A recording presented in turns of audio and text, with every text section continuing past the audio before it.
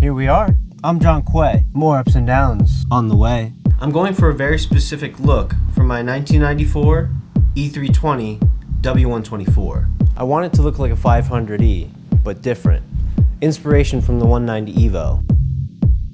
I want it to sit like a DTM touring car from the 90s, as if Mercedes Benz made a W124 Evo from the factory. I'll need to be able to dial in the car's wheel alignment very specifically, to look good and to function. If you were born anywhere near 1990, you may know this to be the best Lego car ever made. Top of the line, 1999. Seems to be missing some parts, and I've lowered it. Some things never change. When it comes to your car's wheel alignment, everything is measured to a degree. You have negative camber, positive camber, toe in, toe out, positive and negative caster, and the same applies for the rear. If you stick around, I'll show you a couple of my tricks. A dash of negative camber up front will increase your tire's contact patch when steering, resulting in more grip. Ever noticed the alignment on a Formula 1 car? Changing your car's ride height will change the geometry of the suspension, and the factory suspension can only adjust so much to compensate. Since I've added coilovers and lowered the car, there's not enough adjustment in the rear. The adjustment is maxed out, so I can't get the wheel alignment to the specs that I want. The fronts are already taken care of with the Yellow Speed Racing camber plates, so I purchased all new adjustable arms for the rear for more adjustment. There are 4 adjustable arms on each side of the rear. They are each known by different names, depending on the source. You have thrust, tie rod, caster, and camber. I'll get more technical once I test fit my new wheels to the wide body. There are several genres of a car enthusiast. Just like anything else in the world, there are unspoken rules and regulations, but we should all know the order of operation to modify a car. Suspension before wheels. Before I install anything new this time around, there's something I'll have to deal with first, fixing all the rust. Before buying this car, I did notice all the rust underneath, but I had the mindset of fixing anything that was wrong with it, which I can now tell you is the wrong mindset. I'm a fan of attention to detail, but I should have paid more attention to these details. This story takes place in summer and winter, a tale of 2 seasons. The garage, a space used to store wedding rentals. I'm beyond grateful to have a small section to work on the Benz, better than some random parking garage. I started out with a positive mindset, but these brake dust shields really do drive me insane, so that didn't last long. Luckily I broke some of this hardware loose last time. I did soak PB Blaster on everything the day before. Didn't seem to help much.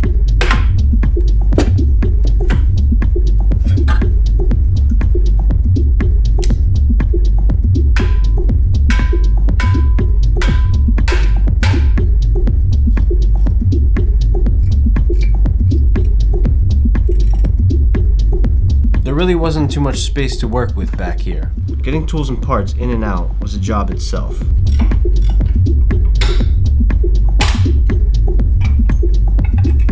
Well, that's not going anywhere until I remove the sway bar. And these bolts aren't going anywhere because they keep rounding off and snapping.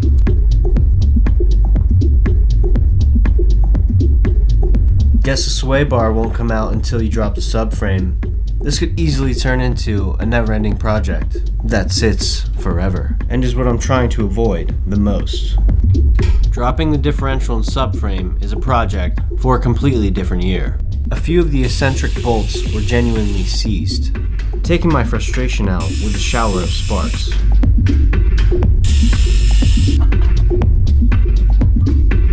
Too much cut. I didn't have a tie rod separator, So it's back to the sparks. For now, I've got to work with what I've got. The incorrect tools for the job.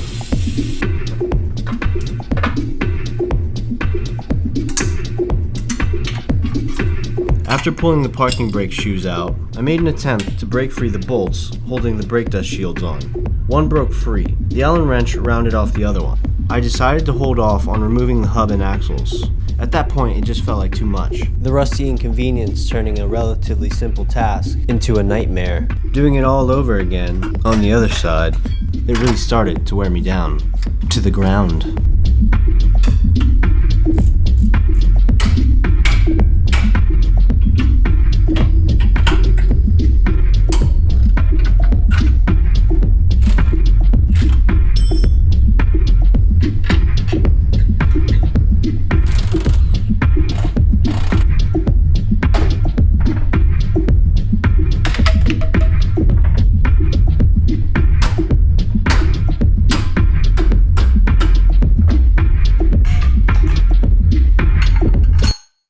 I've got to do my best to remove all the surface rust. Similar to a cavity, if you don't remove the bad, it'll only get worse. The correct way to do this job is to sandblast it all off. And then what? Then to get all the parts powder coated and all the hardware zinc plated. Unfortunately, I don't have a sandblaster or an oven for powder coat. Unfortunately, I don't have any of these things. So I'll be using the simple tools that I have. A Milwaukee right angle die grinder and belt sander. Say hello to my little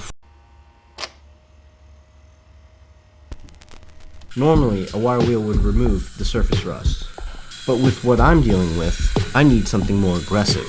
Trying out various sanding grits, 60 grits seem to do the task. Removing too much metal or changing the shape of anything is no good. At the time, I thought it was a good idea to try and save most of the original hardware, along with the parts I intended to keep.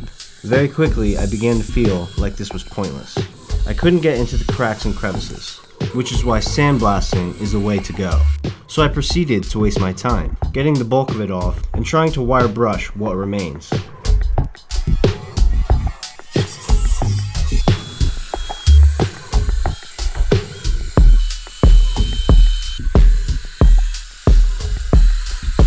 Not exactly the spice I intended to add to the car. This is the point where I think back to that one guy at Cars and Coffee, bragging about his super clean car that he paid too much for. I bought this car with low miles, clean Carfax, all original, never painted. That sounds pretty nice right now.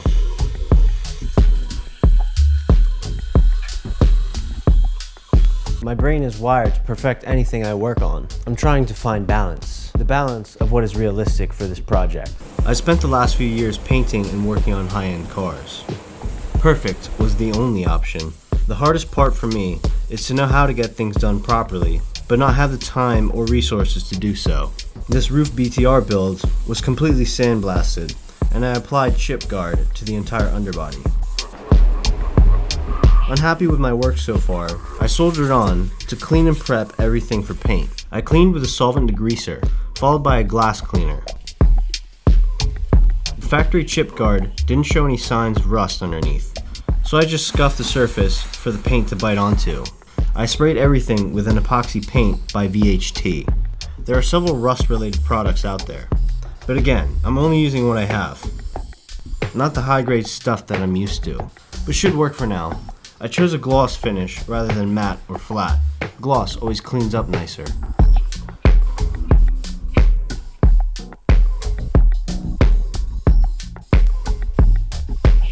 I applied 2 coats to everything, more or less dumping the paint into every crack and crevice, to prevent any oxidization from happening again.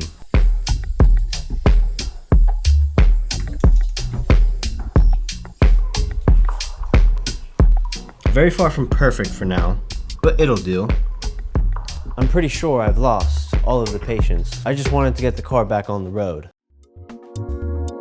The new adjustable arms expand or contract by turning the body of this turnbuckle setup, and 2 locking nuts to keep it in place. Turnbuckle, dude. The old arms adjust with an eccentric bolt. Just so the alignment wasn't too far off, I adjusted everything to the factory arm length. I'll fine tune everything once I get the wide body and wheels on.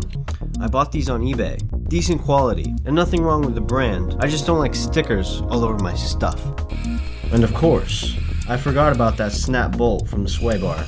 And I don't have a MIG welder, or I would cut the bracket and weld it back on. So I tried to drill out the bolt remains, but the nut welded to the bracket got ruined, because there wasn't enough space to drill straight in. So I had to get that nut out without ruining the bracket. With that sort of sorted, I began to install the new arms.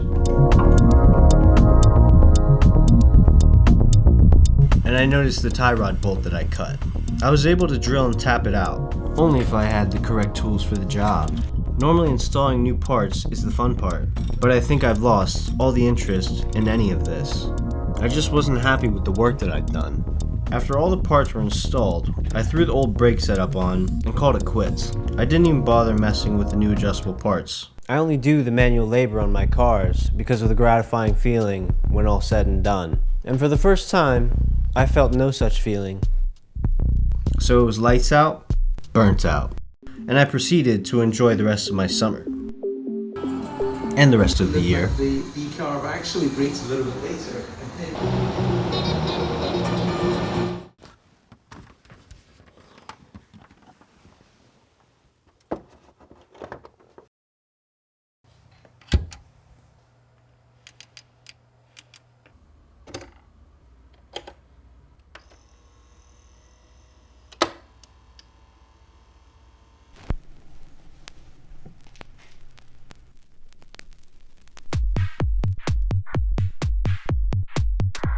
Although I never left, I'm back. It's been a long time coming. I've wanted a garage to work in for many, many years. Thanks, Jen. I've settled in a bit. And I've settled with a slightly different approach. Welcome to Club Quay. Taking some time to reset my brain a bit, it was time to get back to work. I need to remove all the brake calipers, using a motive power bleeder to bleed the lines solo. Pressurizing the system to 15 psi, cracking each bleeder open until only air came out.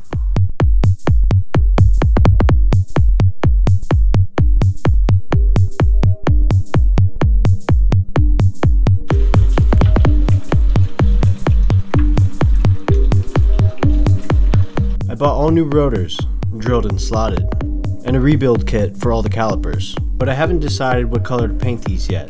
It all depends on what I do with the Socko panels. So I'll just get them ready for paint, for now.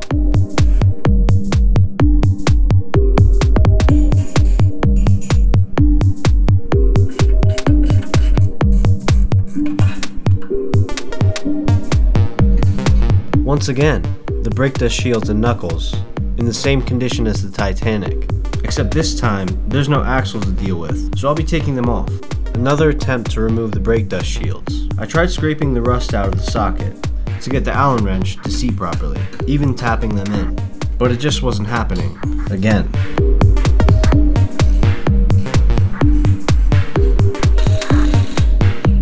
It's crazy for me to think how frustrating it was to install these coilovers and how they're coming right back out. At least I learned something new every time.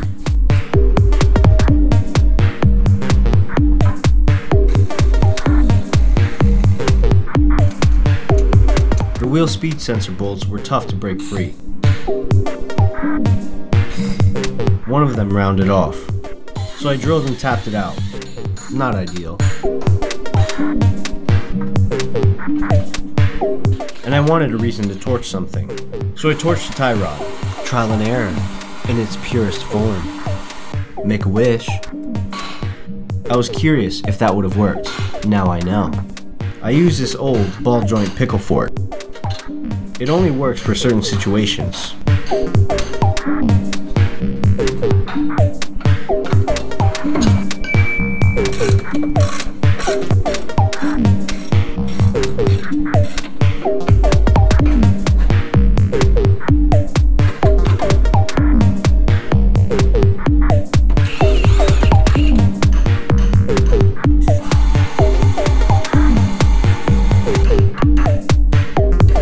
I hate spending money on tools, but it was time. I finally bought a ball joint separator. Wow, made my life so much easier. Now when it comes to buying new tools, I love it.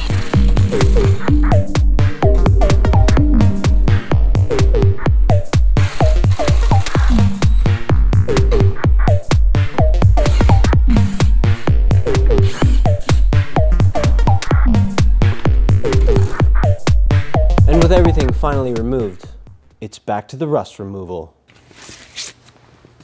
When it comes to rust on this car, I've noticed the body of the car is in decent shape. It's just all the parts and hardware that suffer. As much as I hate dealing with this, it really could be worse.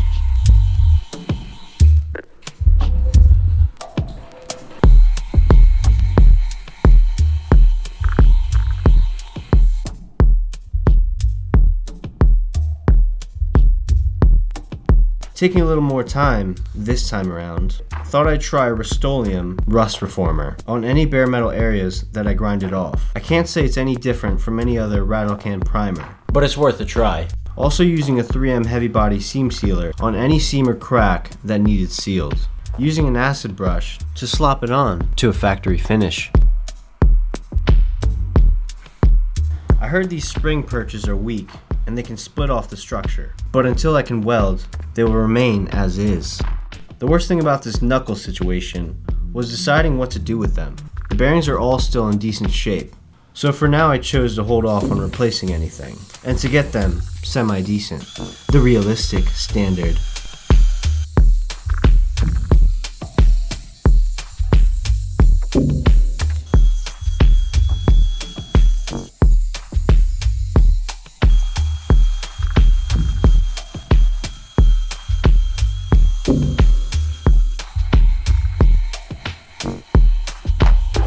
I forgot all about that speed sensor bolt. How do I keep forgetting? Like pulling teeth. I'll add it to the resume. Started getting a little anxious again.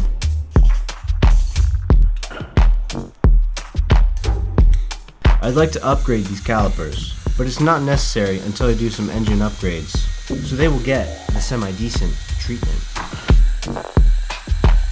Grinded the rust off, sanded them quick with 180 grit, and cleaned them with the solvent degreaser.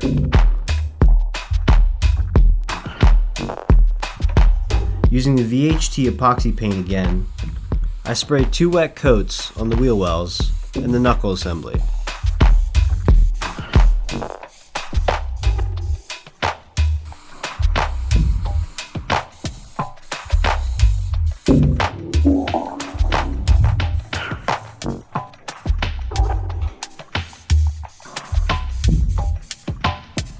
For the calipers, I used the rust reformer as a sealer. After the rust reformer flashed off, turning flat, I sprayed them with a high temp enamel in gloss black.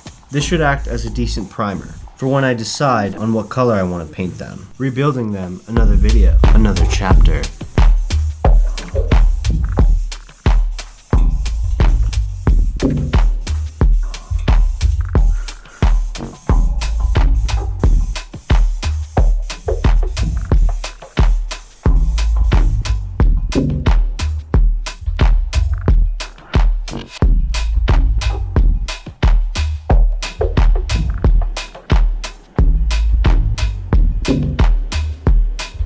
And a quick DIY bake cycle. I'm starting to come to terms with semi-decent. After dealing with that rear suspension, I've come up with the conclusion that I'll replace all the parts they still manufacture new. Considering how much time I've wasted, it just makes more sense. Luckily, FCP Euro has the high quality parts. High grade. With new lower control arms, front and rear, and new tie rod links, it should complete the suspension setup with all new bushings and ball joints. Thanks to FCP Euro for the support and keeping some of the coolest cars on the road. And things were looking up. There's some critters up there. I've spent countless hours digging up old dinosaur bones. With everything now clean and new, it felt like I was putting Legos together. It's been a while.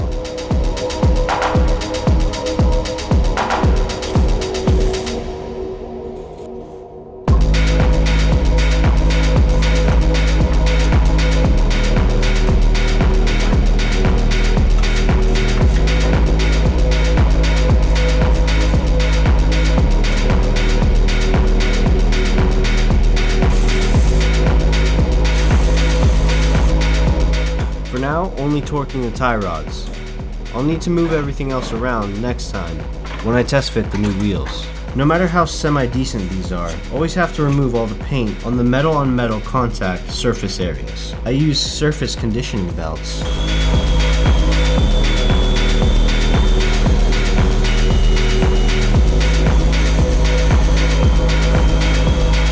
Not perfect, but much better.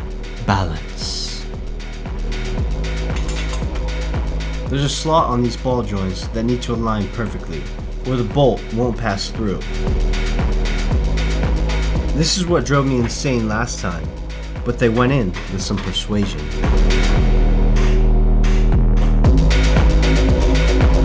Way easier without the rotors installed. Making sure the slot lined up, as I'd probably damage them if I had to pull them back out. Bing bong.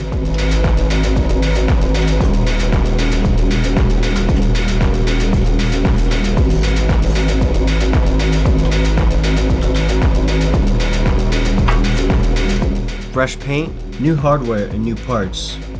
The gratifying feeling. The feeling that keeps a project car alive. The reason to keep coming back. To progress.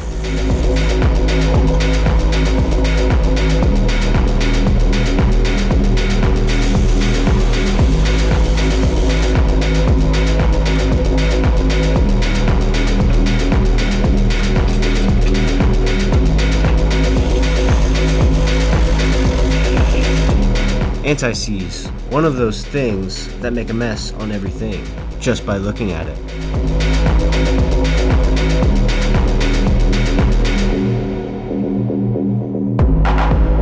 Been waiting some time to get these new rotors on, and I'm only mocking up the calipers just to see how it feels. It's all a part of my process.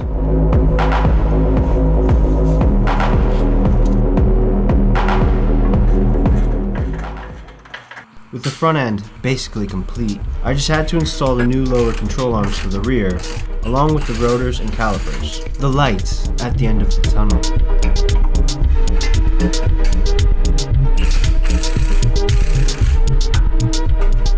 But I noticed something left behind from summer. I completely forgot about the bushings that sit in the rear knuckles. How do I keep forgetting? They're completely shot, and I need a special tool to remove them. Literally being so close to the end, and I gotta order more tools and more parts. It never stops. Immediately ordering a set on FCP Euro. The bushings came in a flash. And I bought a universal bushing press and pull kit on Amazon. It came with ridiculously long bolts and an assortment of sleeves. After all this time, I finally decided to cut the ends off of the rear brake dust shields. It was the only way to get the bushing press to fit in. Felt good chopping those up. The press was a bit inconvenient. The sleeves wouldn't fit on the inside of the knuckle, so I had to buy a set of washers to use instead. As I stare at my poor work from the summer, each turn slowly pressing the old bushing out.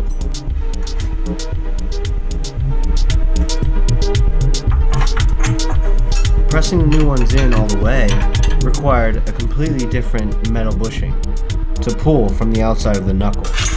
It was much easier than I thought it would be. Definitely easier than what I would have tried without it.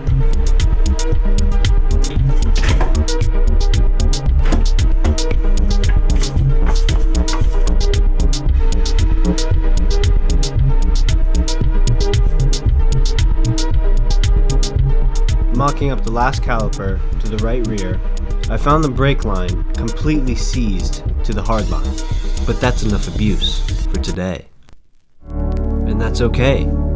I've made it to a gratifying stage, I'd say.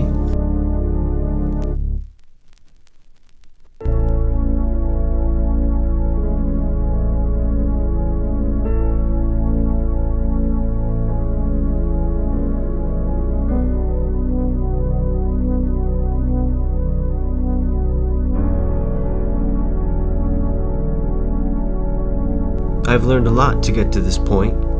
Don't buy a car with rust. Buy all new parts if you must. Using the correct tool. Don't work like a caveman or a fool. And don't forget, suspension before wheels. Thanks for watching.